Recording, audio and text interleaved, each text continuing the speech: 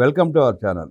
2017లో జగన్మోహన్ రెడ్డి పాదయాత్ర అంటే ప్రజలు పూల వర్షం కురిపించారు. 2026లో 2.0 మళ్ళీ పాదయాత్ర అంటే ప్రజలే కాకుండా పార్టీ నాయకులు కూడా తలలు పట్టుకుంటున్నారు. ఎందుకు ఆ పరిస్థితి వచ్చిందో తెలుసుకునే ప్రయత్నం చేద్దాం. విశ్లేషించడానికి మనతో పడుతున్నారు ప్రముఖ రాజకీయ, సామాజిక, ఆర్థిక విశ్లేషకులు అటుమూరి శ్రీనివాస్ గారు. వారిని మనం విశేషాలు తెలుసుకుందాం. నమస్తే సార్. నమస్కారం అండి. జగన్మోహన్ రెడ్డికి ఆనాడు పాదయాత్ర అంటే ప్రజలు పూలవర్షం కురిపించారు. ఇవాళ పాదయాత్ర 2.0 అంటే నాయకులు, కార్యకర్తలు కూడా తలలు పట్టుకుంటున్నారన్న ప్రచారం జరుగుతోంది బాగా. ఎందుకు ఆ పరిస్థితి వచ్చిందంటారు? అంటే అతను తన పరిపాలనలో 14 నుంచి 19 వరకు ఉన్న ఆయన ప్రతిపక్ష పాత్ర పోషించినప్పుడు ఆయన సంధించిన ప్రశ్నలకి ఆయన పరిపాలనలో సమాధానం చెప్పలేకపోయాడు. మళ్ళీ ఇంకో క్వశ్చన్ పేపర్ ఇస్తానంటే ఎలా కుదురుతుందండి? ఇప్పుడు మీరు ఇచ్చిన క్వశ్చన్ పేపరు వాళ్ళు సమాధానం చెప్పలేకపోతే మీరు దానికి సమాధానం చెప్పాలి. మీరు ఇప్పుడు పొడుపు కదా, ఎవరన్నా పొడుపు కదా వేసాడు అనుకో, దాని అవతల చెప్పలేకపోతే వీడు దాన్ని సమాధానం చెప్పాలి. అది చెప్పకుండానే మీరు కింద దిగి వెళ్ళిపోయారు. ఇప్పుడు మళ్ళీ ఇంకో ప్రశ్నిస్తానంటే కనుక దాన్ని ఎవడో యాక్సెప్ట్ చేయడు, పబ్లిక్ యాక్సెప్ట్ చేయడు, మీ క్యాడర్ కూడా యాక్సెప్ట్ చేయరు. ప్రజల్లోకి వెళ్ళి అంత ధైర్యం ఎట్లా చేస్తున్నాడు అసలు జగన్ రెడ్డి? మూర్ఖులకి అదేం ఉండదండి. అవివేకులకి, అజ్ఞానులకి, మూర్ఖులకి ఏంటంటే వాస్తవాలతో పని లేదు, ప్రజాస్పందనతో సంబంధం ఉండదు. అలా దాని గురించి ఆలోచించరు. ఎందుకంటే తను అవినీతి చేశాను అనుకోవట్లేదు, తన పరిపాలన అరాచకమయం అని అనుకోవట్లేదు, దుర్మార్గాలు చేశానని చెప్పి అతను అనుకోవట్లేదు, నకిలీ మద్యం సప్లై చేశాను, చాలా మంది ప్రాణాలు పోయినాయని అనుకోవట్లేదు. ఫీల్ అవ్వట్లేదు, అసలు ఫీలింగ్ లేదు, అసలు సమీక్ష చేసుకోలేదు. ఇప్పుడు స్టాలిన్ గారు ఓడిపోయాడు, తమిళనాడుతో పోల్చారు కదా వీళ్ళు,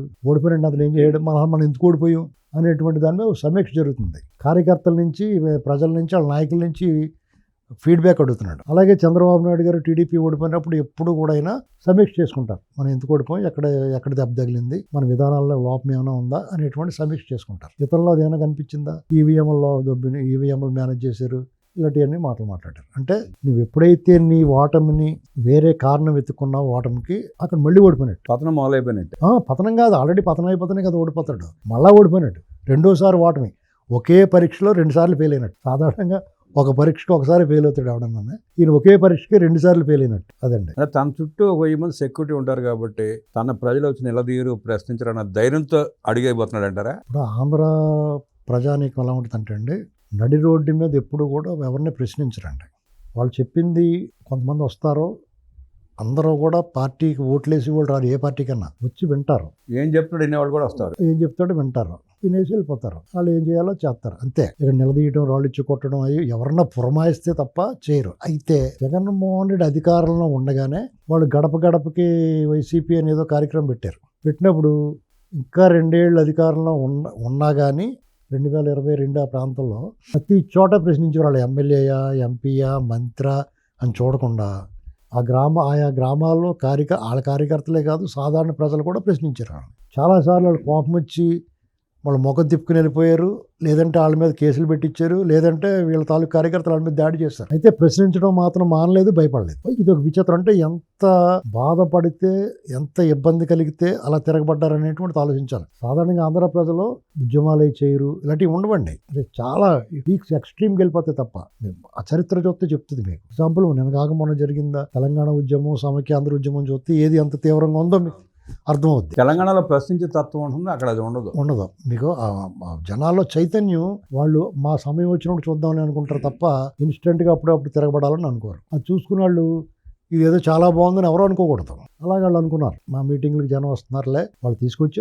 అయితే వాళ్ళు గమనించలేనిది ఏంటంటే, ఆయన మైక్ ఇచ్చుకోగానే పారిపోయేవారు జనం, అది గమనించుకోలేపారు అధికారం మత్తులో ఉండి. సీఎం అంటాం తప్ప అసలు ఎవరున్నారు, ఎవరు పారిపోయారో కూడా చూసే పరిస్థితి. బాబాయ్ అసలు అది చాలా దారుణంగా మాట్లాడేవారు కదా, స్టేజ్ మీద కూడా వెగటొచ్చేలా పోటీవారు. అంచేత ఆయన క్వశ్చన్ పేపరు పూర్తిగా దానికి జవాబులు రాయలేదు అతను. మళ్ళా వచ్చి క్వశ్చన్ పేపర్ ఇస్తానంటే ప్రజలకి పని చూసుకోవా, ముందు సంగతి చూడ, అది సరి చేసుకుని రా అని చెప్తారు. సార్, 2.0 పాదయాత్ర అంటున్నాడు, ఎలక్షన్లకు ముందు మొదలు పెడతా, సంవత్సరం ముందు అంటున్నాడు. ఎలక్షన్ ముందు అంటే అరెస్ట్ చేసే అవకాశం ఉంది కాబట్టి మళ్ళీ ప్రజల్లో సింపతి తెచ్చుకొని ప్రభుత్వాన్ని బ్లాక్మెయిల్ చేసే ఉద్దేశంతో అప్పుడు మొదలు పెడుతున్నాడన్న ప్రచారం కూడా జరుగుతూ ఉంది, వార్తలు వినపడతా ఉన్నాయి. కొత్త ప్రభుత్వం ఏర్పడి 2 ఏళ్ళు అయిందండి. ఇంకా ఒక 20 రోజులు బాకీ ఉంది ప్రమాణ స్వీకారానికి. ఇదో 10 రోజులు, అదో 12 రోజులు, 20 ఇంచుమించు నెల అనుకో, 3 వారాల పైన.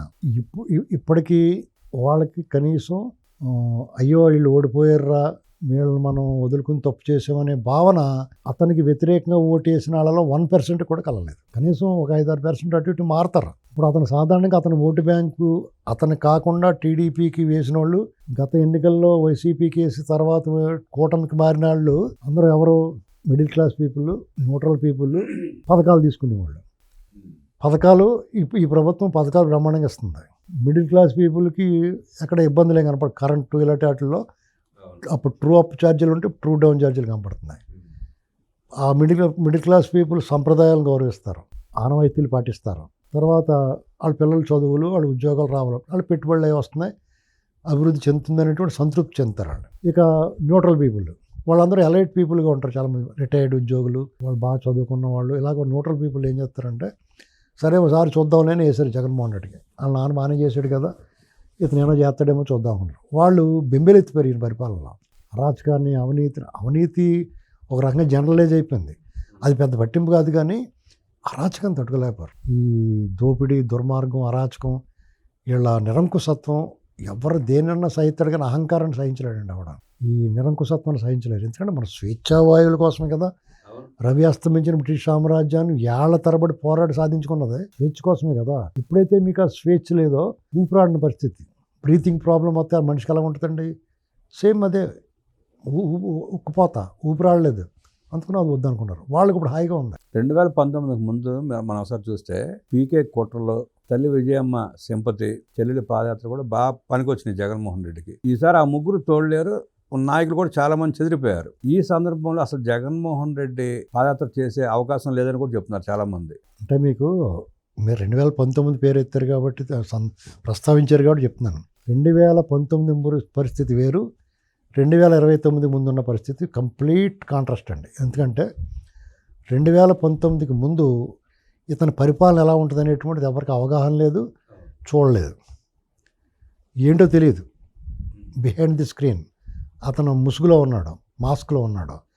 అప్పుడు వాళ్ళ తల్లిగారు తనతో ఉంది, చెల్లి తనతో ఉంది, అనేక మంది ప్రజా సంఘాలు, కుల సంఘాలు, విశ్రాంతి అధికారులు, రకరకాల, ఆఖరికి తిరుమల తిరుపతి దేవస్థానం ప్రధాన అర్చకుడు కూడా అసలు అది రాజకీయాలు ఉండకూడదు, అతను కూడా వీళ్ళ దగ్గర పనిచేశాడు. చంద్రబాబు నాయుడు గారి మెచ్చి మేకతోలు కప్పి బ్రాహ్మణ్ కార్పొరేషన్ చైర్మన్కి ఇస్తే ఐవైఆర్ కృష్ణారావు సిగ్గు లేకుండా అతను తరఫున పనిచేశాడు. అది కాకుండా పక్కన కేసీఆర్ గారు అలాగా జగన్మోహన్ రెడ్డికి పనిచేశాడు. పైన ఉన్న వాళ్ళు కూడా అప్పుడు అతనికి ఇండైరెక్ట్గా సపోర్ట్ చేశారు. గతంలో చంద్రబాబు నాయుడు గారితో కలిసి పనిచేసిన తెలంగాణ నుంచి నాయకులు కొంతమంది వచ్చి కులం పేరుతో, ప్రాంతం పేరుతో, మతం పేరుతో దాడి చేశారు టీడీపీ మీద.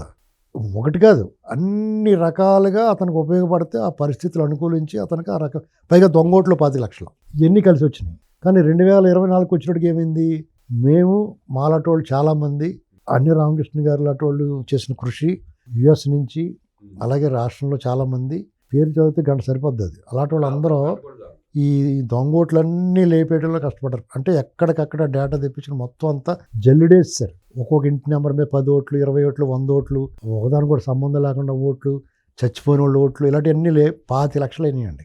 వాళ్ళ కేంద్రం చేసే ప్రయోగం అప్పుడే చేసాం, అన్నీ తీస్తారు. అది కాకుండా వీళ్ళు వాలంటీర్లను పెట్టి టీడీపీ సానుభూతి పరుడా, లేకపోతే ఏ పార్టీ సానుభూతి పడు, కులం చూసి ఇవన్నీ చూసి అంచనాగా లేపేశారు. కొన్ని అవన్నీ మళ్ళీ యాడ్ చేయించారు అతి కష్టం మీద. 1-2 సార్లు వేస్తుంటే వాళ్ళు సహకరించేవారు కాదు. అతి కష్టమే ఇలాంటి ఇంత వర్క్ చేస్తే మీకు జగన్మోహన్ రెడ్డికి అదో ప్రతికూలంగా మారింది. ఇంకోటి ఏంటంటే అతను అరాచక పాలన ఆశాంతం 5 సంవత్సరాలు కూడా అతను చూసిన తర్వాత బెంబెలెత్తిపోయారు జనం. తల్లి, చెల్లి కూడా అసలు ఇతను నిజస్వరూపాన్ని బయటపెట్టారు. ఆ బాబాయ్ మర్డర్ కేసు కూడా కలిసి వచ్చింది, అప్పుడు కోడిగత్తి కేసు కలిసి, ఈ ఎన్నాటిలో కూడా అతను ఇతనే దోషం తేలింది.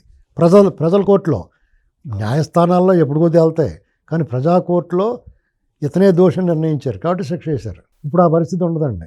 ఆల్రెడీ చాలామంది ఏమనుకుంటున్నారు, తెలుగుదేశం కూటమి ప్రభుత్వం వచ్చి 2 ఏళ్ళు అయిపోయింది, ఇంకా అలా ఉన్నారు, ఇలాగ ఉంది, రేపొద్దున మళ్ళీ వస్తేటి పరిస్థితి. అసలు వాళ్ళకి అయోమయంలో వెళ్ళిపోయారు. 2 ఏళ్ళే అయ్యింది, ఇంకా 3 ఏళ్ళు ఉండాలి.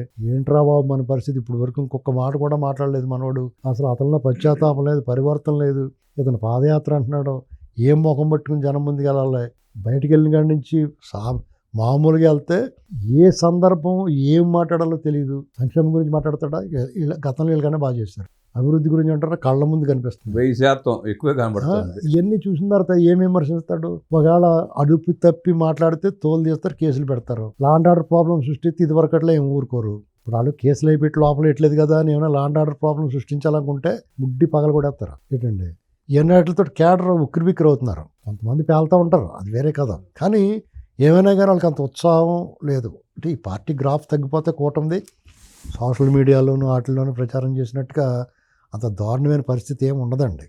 ఎందుకంటే మీడియా ప్రభావం ఎంత 0.5% ఉంటుంది, ప్రభావం లేకుండా ఉండదు. కానీ విత్ ఇన్ ద పార్టీ కార్యకర్తల్లో ఉన్న అసంతృప్తి సాల్వ్ పరిష్కారం లేని సమస్య కదా అది. అవి పరిష్కారం దాన్ని పరిష్కారం చేసుకుంటారు, ఇవాళ రేపు పరిష్కారం చేసుకుంటారు దాన్ని. ఇదేంటంటే జనరల్గా పబ్లిక్కి రాష్ట్రానికి సంబంధించి ప్రజల విషయంలో ప్రజలైతే హ్యాపీగా ఉన్నారు. సోషల్ మీడియాలో కూడా గమనిస్తే వాళ్ళు ప్రభుత్వం చేసే అభివృద్ధి కార్యక్రమాలు, సంక్షేమ కార్యక్రమాలు ఎవరిని ప్రశ్నించట్లా. జగన్మోహన్ రెడ్డి ఎందుకు అరెస్ట్ చేయరు, ఇది మెయిన్ ఎక్కువ. నానిని ఎందుకు అరెస్ట్ చేయరు, రోజాని ఎందుకు అరెస్ట్ చేయరు. ప్రధానంగా వచ్చి ప్రశ్న ఏంటంటే వైసీపీ వాళ్ళు ఎంత పెట్టుకుంటున్నారు మీ దగ్గర, ఇంకా వైసీపీ వాళ్ళు ఎందుకున్నారు అధికారుల్లో కానీ కార్యకర్తల నాయకుల్లో కానీ. వైసీపీ మీద కక్ష తీరలేదు ఇంకా వాళ్ళకి, అర్థమైందండి. కాబట్టి వాళ్ళు ఇప్పుడే కోలుకోలేరండి ఆ పార్టీ. జగన్మోహన్ రెడ్డి పాదయాత్ర 2.0 చేసినా 3.0 చేసినా ఏం చేసినా, మోకాళ్ళ యాత్ర చేసినా గతం వేరు ఇప్పుడు వేరు. ఎందుకంటే ఎప్పుడూ ఒకలాగా ఉండదని పరిస్థితి. అతను ఏంటో తెలియనప్పుడు అతను చెప్పింది విన్నారు, ఇవాళ అతను చెప్పింది వినడానికి ఎవరు సిద్ధంగా లేరు. అసలు చెప్పడానికి అవకాశం ఎవరు. మీరు అన్నట్టు 23 మాసాలు దాటిపోయారు సార్ ప్రభుత్వం మారి.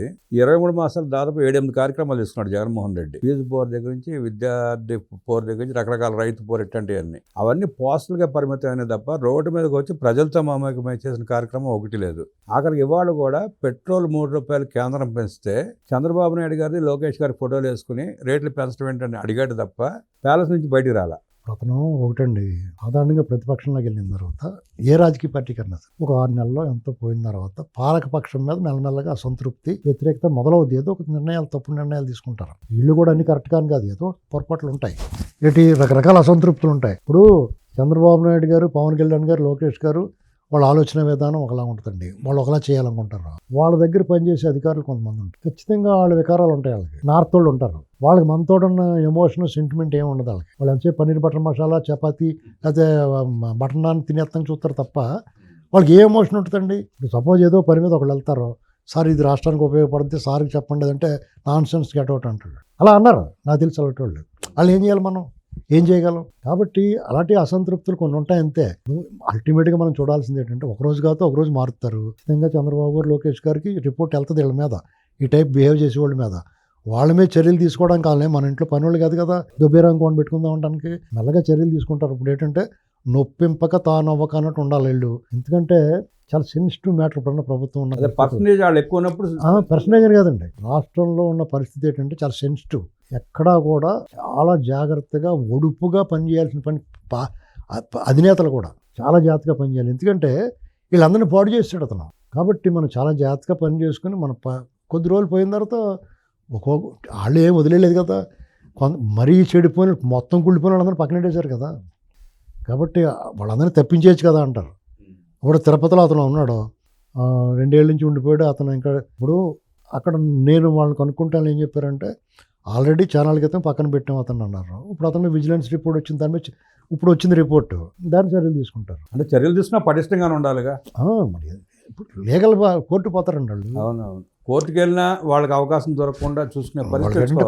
పర్మనెంట్ ఉద్యోగాల కింద కల్పించేసి వాళ్ళు చాలా దారుణంగా జెండాలు పాతిస్తారు వాళ్ళు. ఎందుకంటే సుదీర్ఘకాలం పాటు 2004 నుంచి 24 వరకు 20 సంవత్సరాల్లో కేవలం 5 సంవత్సరాలు మాత్రమే మన తెలుగుదేశం పార్టీ అధికారంలో, 15 సంవత్సరాల పాటు ఆ దొంగల చేతిలో ఉంది. డెఫినెట్గా వాళ్ళు ఈ ముఠా అంతా చేస్తూ ఉంటారు. ఇతను పాదయాత్ర, అతను వేరే ఆప్షన్ లేదండి. పాదయాత్ర పేరుతోటి ఏదో రకంగా గడిపేద్దామని చూస్తున్నాడు, దానికి కూడా అతనికి అంత సహకారం ఉండదు. ఏదో చేయాలి కాబట్టి చేస్తాడు. కానీ పాదయాత్ర కంటే జైలు యాత్ర చేసుకుంటే ఎంతో కొంత సింపతి పెరిగే అవకాశం ఉందన్న ప్రచారం కూడా. అవును, ఈ పని చేయట్లేదు కదా వీళ్ళు. అతను అదే ఆశించాడు. అతను కానీ జోగి రమేష్ కానీ లేకపోతే వాళ్ళందరూ కూడా ఏం చేస్తున్నారు, రెస్టారెంట్ మాట్లాడి మొక్కజొన్న రైతుల గోడౌన్ దగ్గరికి హడావుడి చేస్తున్నాడు. అరెస్ట్ చేసి పోలీసులు లాఠీచార్జ్ చేసి చెత్తగూడేస్తే బాగుండని చూస్తున్నారు వాళ్ళు. ఆ పనులు చేయట్లేదు. అయితే పోలీసులు కూడా కొంత ఏం చేస్తారంటే నాయకులు మెప్పు కోసం కొంత అరెస్ట్లు అయి చూపిస్తారు, కానీ కేసులు సరిగ్గా పెట్టరు. పటిష్టమైన సెక్షన్లో బెయిల్ వచ్చేసి ఇలా పెడతాం, ఇలాంటివి చేస్తాం, ఎత్తుకొచ్చిన కూడా ఉన్నట్టు అలా నిర్వికారంగా మారిపోయారు. వాళ్ళందరూ స్టేట్ ఫస్ట్ అన్న ఆలోచనలో మరలాలంటే ఒక 5-10 ఏళ్ళు పడుతుంది. వీళ్ళు అనుకున్నట్టుగా 5 ఏళ్ళు చాలదో, 10 ఏళ్ళు 15 ఏళ్ళు ఉండాలన్నారు కదా. మొత్తం సిస్టమ్ అంతా గాడిలో పడాలంటే కనీసం మినిమం 10 ఏళ్ళు పడుతుంది. అంటే ఒకనాటి సిస్టమ్ బాగా పనిచేసేవారు అధికారులు. ఇప్పుడు నార్త్ ఇండియా అని వచ్చిన ఉంటారు ఐఏఎస్లు ఐపీఎస్లో చాలామంది. మన వాళ్ళు ఐపీఎస్లు ఐఏఎస్లని నార్త్ వాళ్ళు సౌత్ వాళ్ళు చూడాల్సిన అవసరం లేదు. కానీ ఇప్పుడు వచ్చి వాళ్ళందరూ కూడా వాళ్ళకి వాళ్ళు అదో టైప్లో ఉంటున్నారు వాళ్ళు. ఎందుకంటే ఒక ఎమోషన్ జగన్మోహన్ రెడ్డి లేదా చంద్రబాబు గారు వాళ్ళ మధ్య వ్యత్యాసం వాళ్ళకి అర్థం అవట్లా. రౌతుని బట్టే గుర్రం. ఇప్పుడు వాళ్ళిద్దరు వ్యత్యాసం అర్థం అవ్వాలి. వాళ్ళకు ఉన్న ఇంట్రెస్ట్లు ఏంటనేటువంటి తెలుసుకుని పనిచేయాలి. అలాగా ఈ కుర్ర బ్యాచ్ కూడా కొంతమంది ఉంటారు, వాళ్ళకి ఆ ఎమోషన్ ఏం లేదు. అలా మంది కాదు కదా, ఆంధ్ర ఎలా పోతే మనకి ఇది రిటైర్ అయింది, మన రాష్ట్రం మనం పోదాం అనుకుంటారు. ఇంకొంతమందికి ఎంత డెవలప్ అవుతా ఉంది అన్న కసి కూడా కడుపు మంట కూడా ఉండొచ్చు. అది ఉంటుంది. పైగా తెలుగు వాళ్ళు అంటే ఒక రకమైన ఏహీభావం ఉంటుంది వాళ్ళకి. జాతి చాలా అహంకారం. ఇప్పుడు ఆ మధ్యన తెలుగు ఐఏఎస్ని ఐపీఎస్ని ఒక అధికారి నార్త్ తోటి ఒకడు అవమానించాడు అన్నారు. అలాంటి వాళ్ళు పట్టు కుట్టి అనిపించద్దు నాకు ఒకసారి. కానీ ఏం చేస్తాం మనం, వాళ్ళ అధికారులు. కానీ యాక్చువల్గా అయితే పబ్లిక్ సర్వెంట్స్, మనం ప్రజల పబ్లిక్, మన సేవకులు వాళ్ళు. కానీ ఇక్కడ విచిత్రంగా సేవకులుగా పిలువబడుతున్న వాళ్ళే అధికారం చెలాయిస్తారు, పెత్తనం చేస్తూ ఉంటారు. అహంకారంతో, నిలువెల్లా అహంకారంతో ఉంటారు. అది మార్పు రావాలి.